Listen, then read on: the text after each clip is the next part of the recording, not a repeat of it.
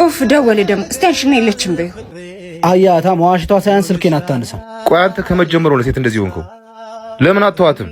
የማትፈልጊ ከሆነ ለምን አትነግሪው? ምንድነው እንደዚህ ሰው ላይ መጫወት? እወድሻለሁ ሲለኝ እኮ ነው ያስጠላኝ። ዛሬ አልተዋትም፣ ሄጄ አወራታለሁ። እንዲወድሻል እንዴ እንደዛ ስትሆኝለት የነበረው?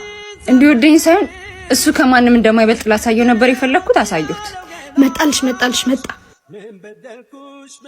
መዋሸት እኮ አስፈላጊ አልነበረም። በዛ ላይ ለምዶ ስልኬን እያይሽ ማታነሹ? አዎ መዋሸት አስፈላጊ አልነበረም፣ ግን ደግሞ አንተም ጨቀጨከኝ። ጊዜ ይፈልጋለሁ። እኔ ስፈልግ ራሴ እደውልልሃለሁ። አሁን ሂድ። አንቺ ነሽ እኔ ላይ እንደዚህ ይሆንሻለሽ? ጥሩ እንተያያለና ቢያንስ አሁን እውነቱን ንገሪው። አንቺ ካልነገርሽው ግን እኔ እነግረዋለሁ። ስራ ቀለልሽልኝ። እንደውም ሂጂና ንገሪው። ኢዛና ምሩ አንተን አልነበር የሚወደደችው ማለት እና ማንን ነው የወደደችው? አንተን አልነበረም። እምቢ ባይነትን፣ ደረቅነትን፣ አልሸነፍ ባይነትን ነበረ። ስትሸነፍ ደግሞ ጠላች። ምን እቺውሻ አልቃት ኢዛና ይኸውልህ ይዙ ተው።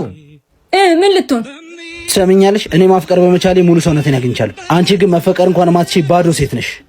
የምር በጠላሽ ልክ መጥላት ባልችል እንኳን በተውሽ ልክ መተው አያቅተኝም። ፊልም እኮ እነዚህ ይስሩ አልኩ በቃ።